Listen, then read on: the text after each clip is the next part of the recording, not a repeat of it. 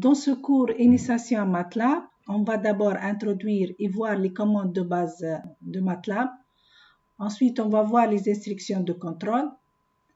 Puis, on va voir comment programmer et comment utiliser les fichiers scripts et les fichiers fonctions. Et on termine par graphisme sous MATLAB.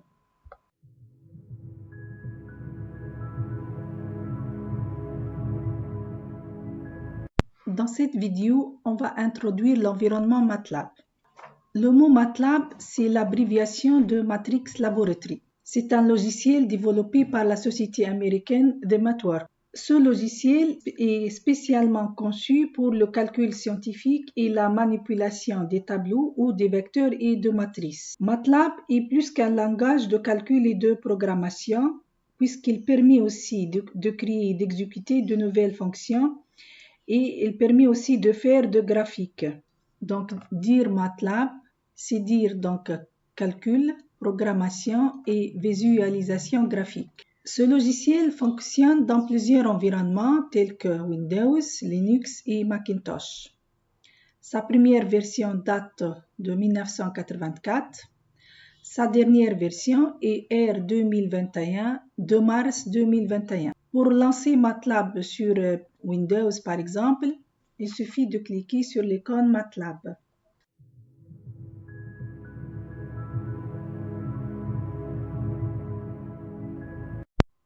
On se trouve devant l'interface MATLAB suivante. C'est l'interface de la version MATLAB R 2015A, là où on voit plusieurs panneaux ou plusieurs fenêtres. Commençons par la fenêtre grise en eau suivante. C'est la partie d'accueil ou bien le menu qui contient plusieurs onglets. L'onglet Home, par exemple, permet d'ouvrir, d'afficher ou de sauvegarder des fichiers. Il permet aussi d'importer des données. On peut avoir accès à des ressources et des aides en ligne avec le Help ici.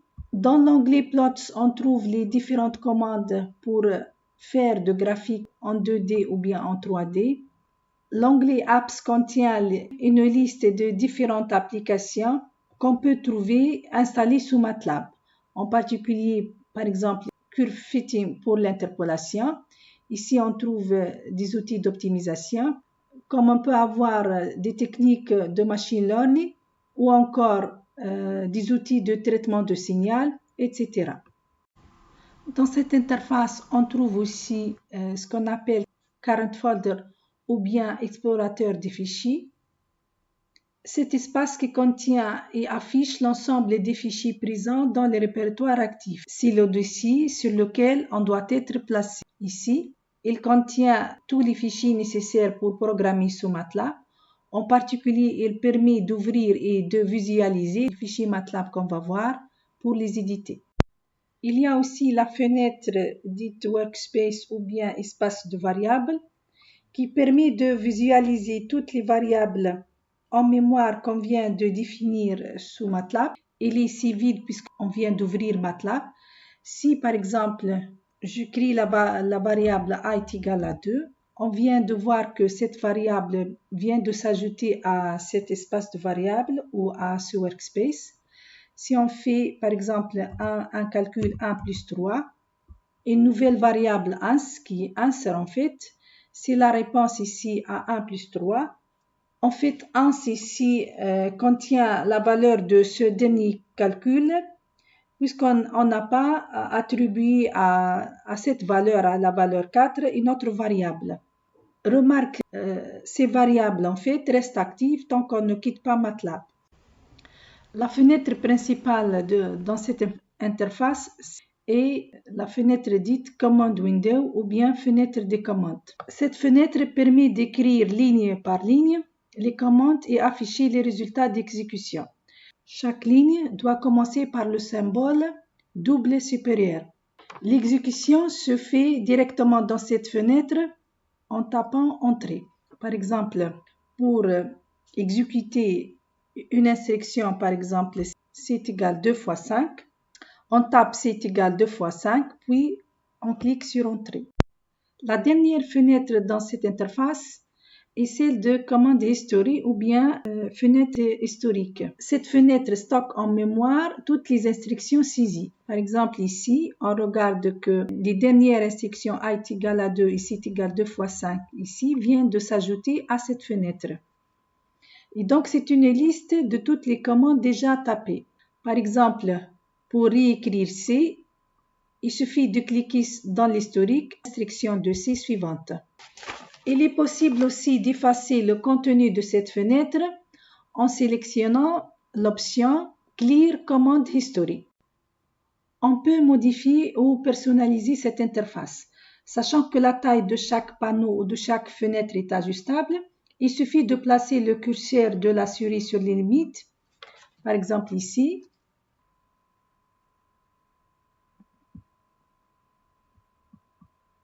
et glisser pour ajuster les dimensions. On peut aussi utiliser Layout ici pour modifier cette interface. En général, on garde seulement la fenêtre des commandes.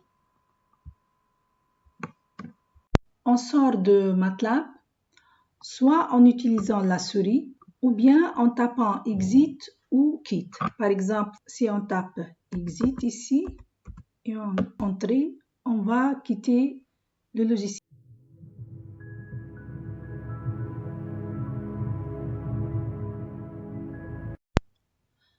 On vient de relancer MATLAB. Avant tout, il faut vérifier le bon explorateur de fichiers. Ici, par exemple, on va travailler dans ce dossier. On remarque que le workspace devient vide, alors que ce n'est pas le cas pour l'historique. Dans la première partie, on va garder seulement la fenêtre des commandes. On se trouve donc devant cette fenêtre, dite fenêtre de commande ou aussi fenêtre d'exécution. Dans cette fenêtre, on peut écrire des commandes. En particulier, on peut faire des calculs, par exemple 6 plus 3. Et on a dit pour avoir la réponse, il suffit de taper sur Entrée. Pour commencer, on va essayer dans l'ordre les instructions en bleu suivantes. Si je tape X par exemple, mais avant de taper X, je vais regarder si la variable A qui est déjà définie existe ou non. Si je tape A n'existe plus. Donc, dès que je quitte MATLAB, toutes les variables s'effacent dans le workspace. Si je tape X, j'obtiens la réponse Undefined Function of Variable X. À chaque fois on obtient une réponse en rouge, c'est un message d'erreur. Et donc la variable X n'est pas encore définie. En fait, la pourcentage sur MATLAB, c'est pour écrire un commentaire. Par exemple, si j'écris ici, commande de base, donc comme commentaire, je note commande de base. Si je donne une valeur à X, par exemple, X est égal à 2. Donc ici, on définit donc la variable X. Maintenant, est-ce que la variable X est enregistrée? Effectivement, le X devient dans le workspace et elle est bien définie. Je peux utiliser cette variable pour faire d'autres calculs, en particulier pour faire 2 fois X plus 5. Le étoile, c'est pour la multiplication ici. Donc, j'obtiens comme réponse ans est égal à 9. En fait, la variable ans contient la valeur de dernier calcul si celui-ci n'a pas été attribué à une autre variable. Je peux même l'utiliser, par exemple, y est égal à ans plus 2, c'est-à-dire y ici est égal à ans, c'est la dernière valeur, donc 9 plus 2, on va avoir ans. Pour ne pas afficher une valeur, par exemple, je vais refaire x est égal à 2, mais avec point virgule. Donc, on va donner la valeur 2 à x sans l'afficher. Ou bien, je cherche une autre valeur, par exemple, a est égal à 10. Et donc, je donne la valeur 10 à a sans l'afficher. Est-ce que a existe?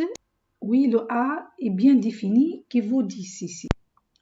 Il est possible à l'aide des flèches verticales du clavier de remonter dans la liste des instructions déjà entrées pour retrouver une instruction particulière et pour la modifier avant de la utiliser à nouveau. Donc, on utilise ces flèches verticales en haut et en bas pour modifier dans une instruction précédente. Exemple, donc j'utilise la flèche en haut pour retrouver toutes les instructions précédentes. Par exemple, Pour modifier dans l'instruction suivante 2 fois x plus 5, il suffit d'utiliser la flèche en haut et j'ai fait les modifications nécessaires. Par exemple, 2 fois x plus 6.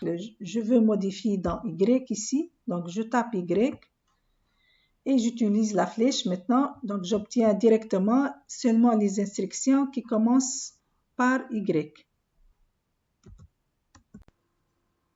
Plusieurs instructions peuvent figurer sur une même ligne, mais dans ce cas, il faut les séparer soit par une virgule ou bien par un point-virgule. Exemple, si je veux taper sur la même ligne les 3 instructions suivantes, a est égal à x plus 1, b est égal à 2 fois x et c est égal à a plus b. Donc ici, a est égal par exemple x plus 1 et je vais mettre une virgule par exemple lorsque je veux afficher a.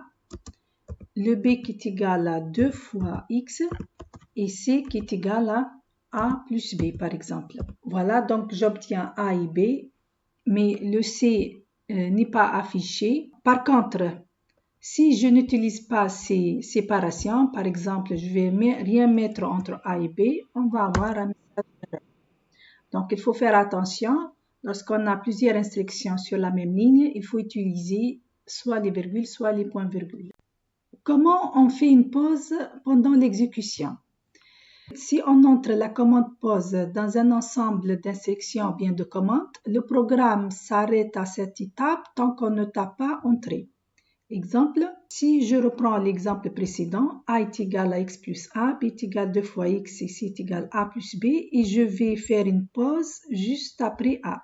Je tape la commande pause et une ponctuation, par exemple virgule, et je fais Entrée.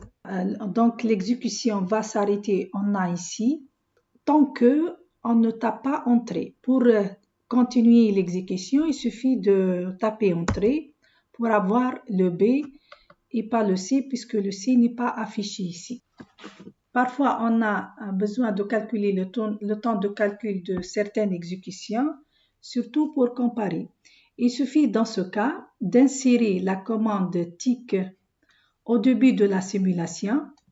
Cela en fait partir le chronomètre et de terminer par TOC lorsqu'on veut que le temps s'arrête.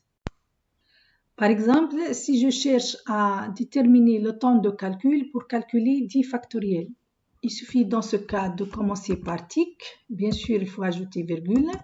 10 factoriel qui est égal à 10 fois 9 fois 8 fois 7 fois 6 fois 5 fois 4 fois 3 fois 2 et je termine par TOC.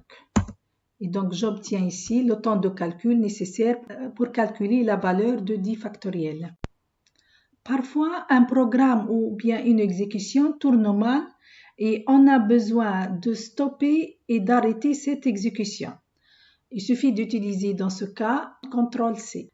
Exemple, si j'écris les instructions suivantes, k est égal à 1, puis while k strictement supérieur à 0, je prends k est égal à k plus 1 et je termine par AND. On va voir en fait cette instruction de contrôle while AND. Et donc comme en commençant par k est égal à 1, il est strictement supérieur à 0, donc on va avoir k est égal à 2. Puis k est égal à 3 et on va avoir ici une boucle infinie. Si j'exécute, le programme ne s'arrêtera jamais. Donc pour le stopper, il suffit de cliquer sur CTRL-C. On a vu que dans l'espace Workspace, on trouve toutes les variables actives. Par exemple, ici, on a toutes ces variables A, B, C, D, G, H, K, S, X, Y. Si on veut afficher ces variables dans la fenêtre des commandes, il suffit de taper WHO. Donc la commande WHO affiche seulement le nom des variables. Si je veux plus d'informations sur ces variables, il suffit d'ajouter S à WHO pour avoir WHOS. Dans ce cas, j'obtiens comme information le nom, la taille et l'espace mémoire. Donc, en tapant WHOS, il suffit d'ajouter S et j'obtiens ces mêmes variables, mais avec le nom, la taille et l'espace mémoire. Pour nettoyer la fenêtre commande ou le plan de travail, il suffit de taper CLC. Donc, CLC permet d'effacer toutes les exécutions précédentes. Est-ce que maintenant les variables existent ou non? Il suffit de vérifier. Donc, si je tape roux, donc les mêmes variables existent toujours. Et donc, la commande CLC permet d'effacer ces variables de la fenêtre de commande sans les supprimer de l'espace Workspace. Elles restent toujours actives. Si je veux maintenant supprimer une de ces variables, par exemple A, il suffit de taper clear A. Et donc, vous voyez que le A n'existe plus dans le workspace. Est-ce que je vérifie, est-ce que le A existe? Non, on n'a plus une variable A. Si je veux supprimer toutes les variables actives, il suffit de taper clear all ou bien tout court clear. Dans ce cas, on voit que toutes les variables sont supprimées. Donc, si je tape roux, on n'a plus de variables actives. Comment obtenir d'aide pour MATLAB? On va tester les deux instructions suivantes. On va commencer par help. Cette commande help seule donne une liste des répertoires des fonctions incorporées dans MATLAB. Essayons la deuxième maintenant, help elfan. Avec cette deuxième instruction, on obtient toutes les fonctions mathématiques élémentaires sur MATLAB. En particulier, on obtient les fonctions trigonométriques et ses réciproques comme sinus, arc, sinus, les fonctions hyperboliques et ses réciproques comme cosinus hyperbolique et sa réciproque. On peut avoir également les fonctions exponentielles, comme la fonction exponentielle, la fonction logarithme népérien, ainsi que la fonction logarithme à une base quelconque, la fonction racine carrée. Il y a les fonctions appliquées sur un nombre complexe comme le module, l'angle, la partie réelle, la partie imaginaire et la conjuguée d'un nombre complexe. On peut avoir des fonctions arithmétiques comme par exemple le reste et le quotient de la division euclidienne d'un entier par un autre. L'instruction help suivie d'une commande permet d'obtenir une description de cette commande. Par exemple, si je veux avoir de l'aide, comment utiliser la commande d'aide qui représente le déterminant. Donc, il suffit que je tape help et le nom exact de cette commande. Essayons de faire la même chose, mais en écrivant la commande avec majuscule. Donc, si j'écris d'aide et par exemple le déterminant, le D en majuscule, en fait, on obtient le même résultat. On obtient le même aide. Comme application, donc, je vais choisir A est égal à une matrice quelconque, rand 3, c'est une matrice aléatoire de taille 3, et je vais calculer le déterminant de A. On obtient ici le déterminant de cette matrice. Si on teste maintenant la même syntaxe mais en majuscule, et donc on obtient ici un message d'erreur. Donc attention, le nom d'une fonction peut être en majuscule, mais son utilisation doit être toujours en minuscule. Parfois, je ne connais pas le nom exact de la commande. Donc, on va faire une recherche par mot-clé en utilisant la commande look for. Donc, par exemple, pour déterminant, je vais écrire le mot complet déterminant en majuscule ou en minuscule, c'est la même chose.